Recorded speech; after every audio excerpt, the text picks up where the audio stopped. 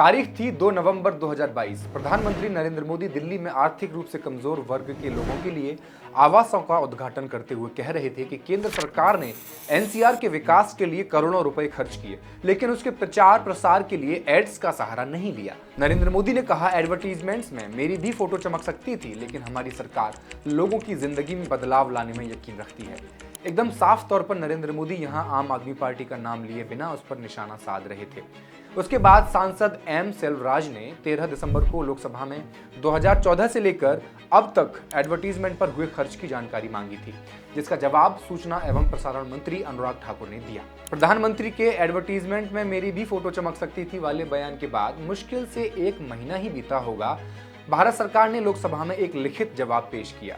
अब आप जानना चाहते हैं कि आपके टैक्स का पैसा कहां जाता है, तो सुनिए। उस जवाब में बताया गया था कि फाइनेंशियल ईयर 2014 से लेकर 7 दिसंबर 2022 के बीच एडवर्टीजमेंट में जो खर्च हुआ था वो था 6,491 करोड़ रुपए, यानी हर साल एवरेज 750 करोड़ रुपए, हर महीने करीब 62 करोड़ रुपए, हर दिन 2 करोड़ रुपए और हर घंटे 8.5 लाख रुपए नरेंद्र मोदी की छवि निर्माण के लिए और उनकी फोटो चमकाने के लिए खर्च किए गए थे।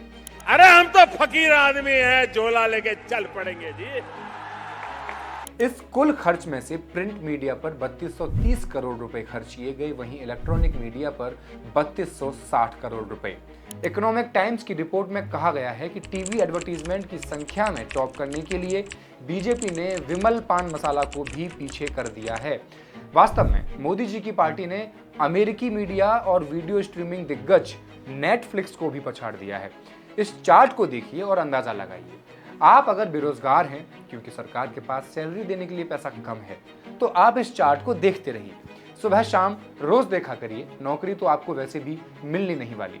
अगर आपको याद हो, 4 मार्च को जब लालू प्रसाद यादव ने एक चुनावी सभा के दौरान नरेंद्र मोदी के परिवार न होने पर सवाल किया था और कहा था कि जिसका परिवार नहीं है वो क्या परिवार वालों का दुख समझेगा। लालू यादव के इस बयान के बाद एक ट्रेंड शुरू किया गया, मोदी का परिवार।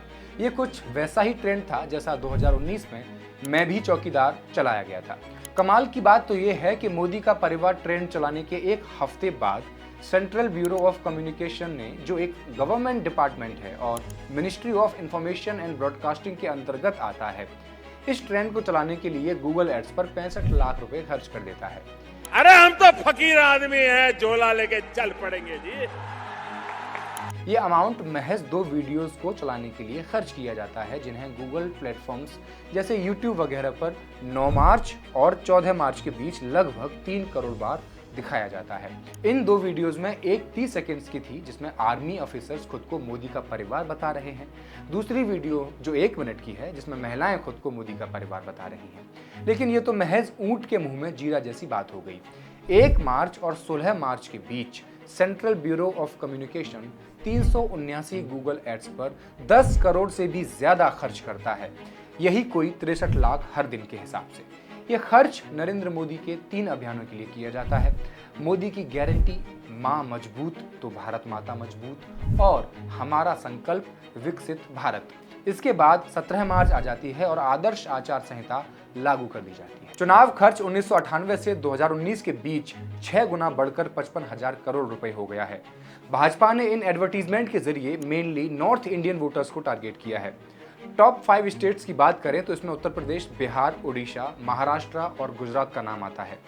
द न्यूज मिनट और द न्यूज लॉन्ड्री ने अपनी रिपोर्ट के लिए इन सभी जानकारियों को गूगल एड्स ट्रांसपेरेंसी सेंटर के आंकड़ों से निकाला है, जहां इस बार भाजपा ने 1 महीने में करीब 30 करोड़ रुपए खर्च कर दिए हैं।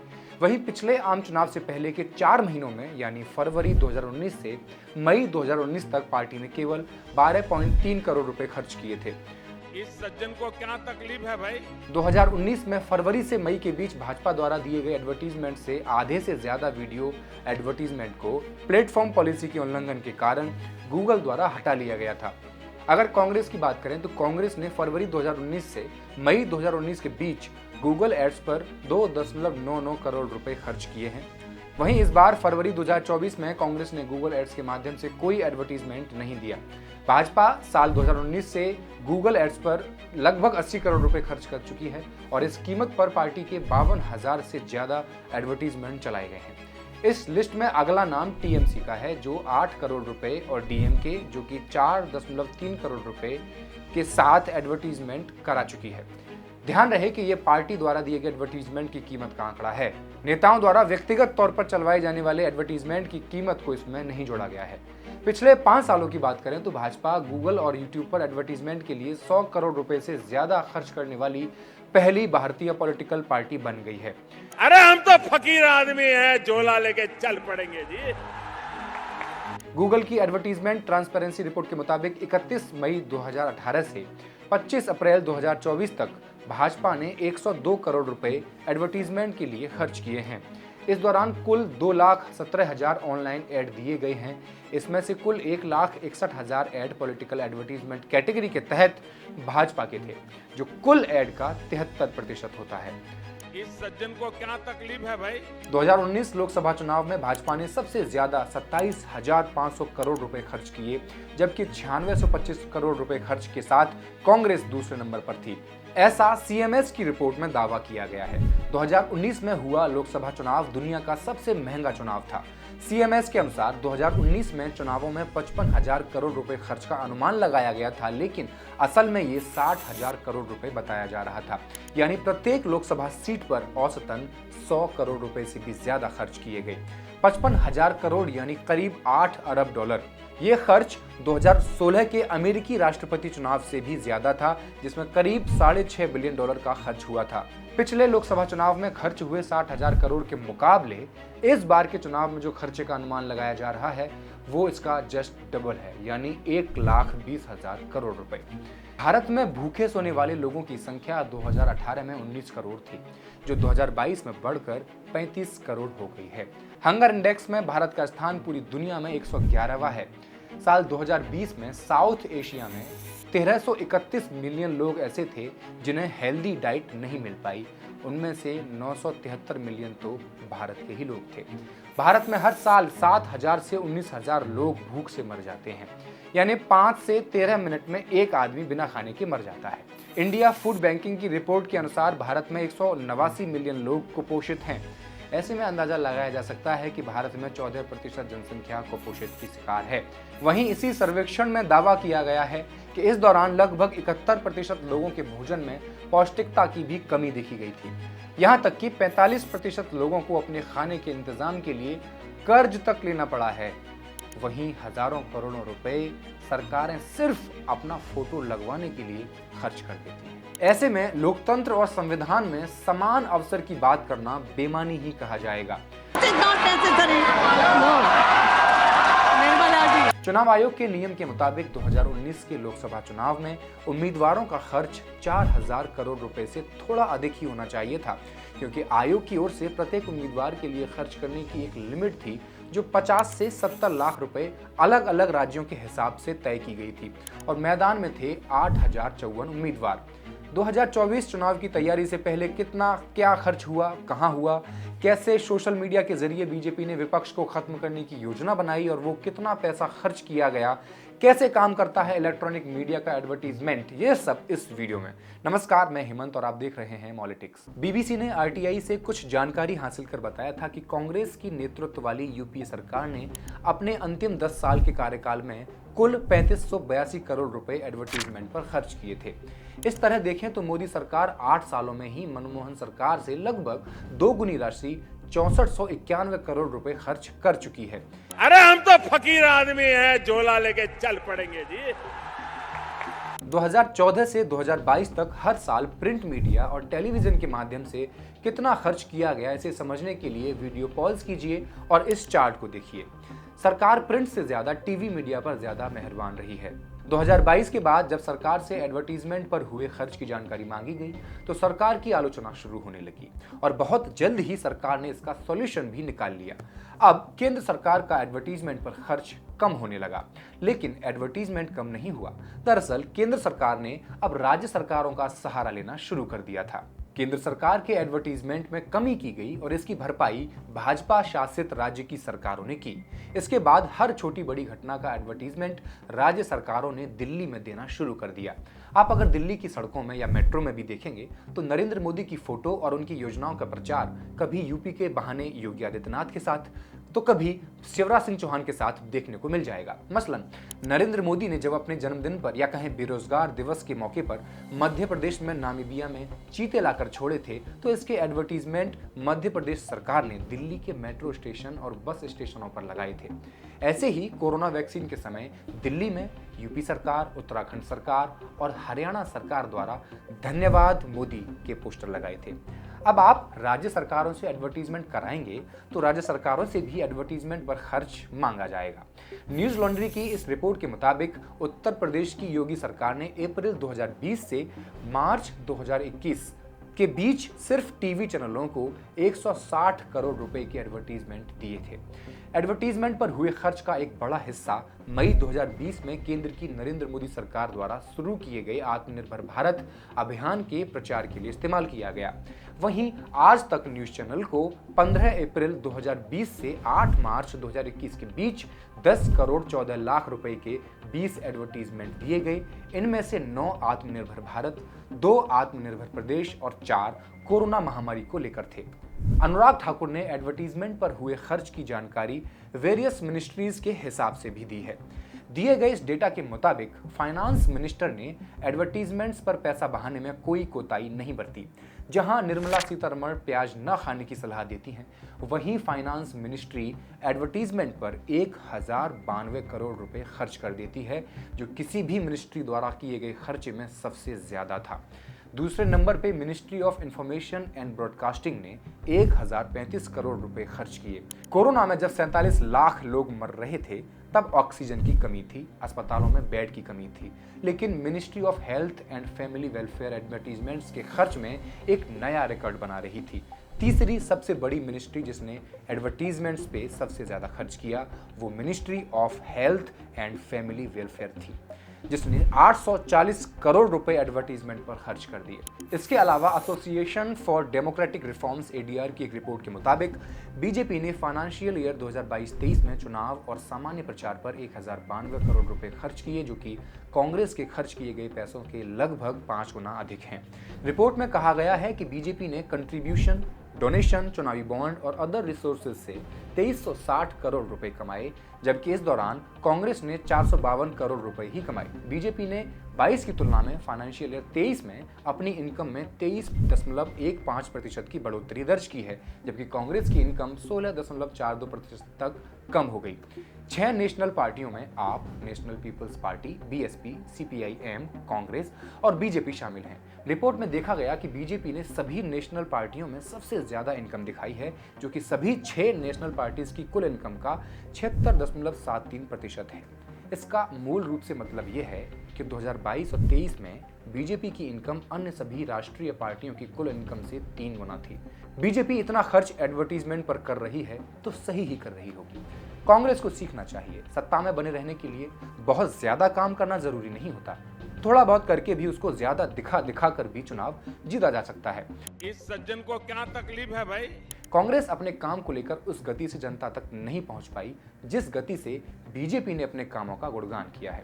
महंगाई कितनी भी बढ़ गई हो, हर घर में बेरोजगारों के रूप में ह्यूमन बॉम्ब बढ़ रहे हैं, लेकिन जनता में एडवर्टीजमेंट के जरिए एक आदमी की छवि चमकाने से सारी असफलताएं दब जाती हैं। मनमोहन सरकार की तुलना में 2 गुना एडवर्टीजमेंट देने के सवाल पर वरिष्ठ पत्रकार आलोक मेहता कहते हैं, जरूरी जानकारियों को लोगों तक पहुंचाना जरूरी होता है। मनमोहन सरकार के समय वे अपने किए गए काम तक को लोगों तक नहीं पहुंचाते थे। ऐसे में अगर आपका काम ही लोगों तक नहीं पहुंचेगा तो चुनाव में आपको हार ही मिलेगी। लेकिन इसके साथ ही याद रखना चाहिए कि सिर्फ नेताओं की इमेज बिल्डिंग के लिए एडवर्टीजमेंट न दिया जाए, उद्घाटन के लिए पूरे पेज का एडवर्टीजमेंट न दिया जाए। अगर बिहार, यूपी या मध्य प्रदेश में कोई आयोजन हो रहा है तो उससे जुड़े एडवर्टीजमेंट दिल्ली के अखबार में देने का या दिल्ली से जुड़े एडवर्टीजमेंट को तमिलनाडु में देने का क्या मतलब है? मतलब है एक आदमी को ईश्वर बनाने की प्रक्रिया शायद ऐसी ही होती होगी। इसके लिए बहुत तरीके हो सकते हैं, लेकिन पिछले एक दशक में जो तरीके हमने देखे वो थे मेन स्ट्रीम मीडिया पर कंट्रोल, प्रिंट मीडिया पर कंट्रोल, सोशल मीडिया और इन्फ्लुएंसर्स पर कंट्रोल के साथ साथ रेलवे स्टेशनों पर खुद की तस्वीर लगाकर सेल्फी पॉइंट बनवाना, फिल्म और टेलीविजन जगत को एक विचारधारा की फिल्में बनाने के लिए प्रोत्साहित या मजबूर करना, रैलियों में शराब परोसना और पैसे बांटना। इसके अलावा भी कई और तरीके हो सकते हैं जो मुझसे छूट गए हैं। इन सभी तरीकों में सबसे बड़ा जरिया बनकर उभरा है सोशल मीडिया। भारत दुनिया के सबसे बड़े इंटरनेट कंज्यूमर्स में से एक है।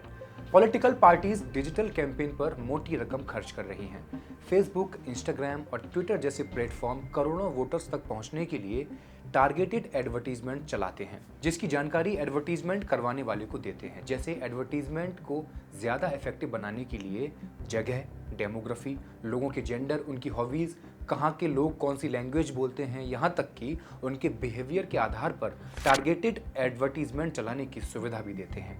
ऑल्ट न्यूज़ ने 19 मार्च 2024 को मेटा एंड लाइब्रेरी द्वारा पब्लिश किए गए पिछले 90 दिनों में चलाए गए पॉलिटिकल एडवर्टीजमेंट के डेटा में सबसे ज़्यादा खर्च करने वाले टॉप 100 पेज का डेटा फिल्टर किया। इस डेटा में से उन एडवर्टीजमेंट को हटा दिया गया है जो किसी नेता ने खुद के पैसे से चलवाए हैं। हालांकि राहुल गांधी का पेज इस डेटा में मौजूद रहा क्योंकि उनके द्वारा चलाए गए एडवर्टीजमेंट के डिस्क्लेमर में कांग्रेस पार्टी का नाम था, उनका खुद का नहीं था। अब समझिए, पॉलिटिकल एड चलाने वाले फेसबुक पेज दो प्रकार के होते हैं। पहला होता है पार्टियों का अपना ऑफिशियल पेज, जिसके जरिए पार्टी लाइन के मुताबिक पोस्ट की जाती हैं और पार्टी का प्रचार प्रसार किया जाता है। जबकि दूसरे प्रकार के वो पेज होते हैं जिसके सभी पोस्ट और एडवर्टीजमेंट एक विशेष पार्टी को सपोर्ट करते तो हैं, लेकिन पब्लिकली वो पेज अपना और उस पार्टी के बीच कोई ऑफिशियल रिलेशन शो नहीं करते जिसका वो प्रचार कर रहे होते हैं। ऐसा करने से होता ही है कि इन पेजों पर एडवर्टीजमेंट पर होने वाला खर्चा चुनाव आयोग द्वारा नहीं गिना जाता। ऐसे पेजों को प्रॉक्सी पेज के रूप में कैटेगराइज्ड किया जा सकता है। इन पेजेस के डेटा से पता चलता है कि बीजेपी ने पॉलिटिकल एड्स पर सबसे ज़्यादा खर्च किया है और बीजेपी के प्रॉक्सी पेजों के जरिए चलने वाले एडवर्टीजमेंट पर होने वाले खर्चा बीजेपी के ऑफिशियल पेज से चलाए जाने वाले एडवर्टीजमेंट पर होने वाले खर्चे से काफ़ी ज़्यादा है। इस ग्राफ को ध्यान से देखिए। पहली नीली लाइन जो 8.5 करोड़ को छू रही है वो बीजेपी के प्रॉक्सी पेजेस की है। दूसरी जो 7.5 करोड़ के पास है वो बीजेपी की ऑफिशियल है। तीसरी लाइन सरकार के खर्च किए गए पैसे बता रही है। ये डेटा जनवरी 2024 से मार्च 2024 तक का है।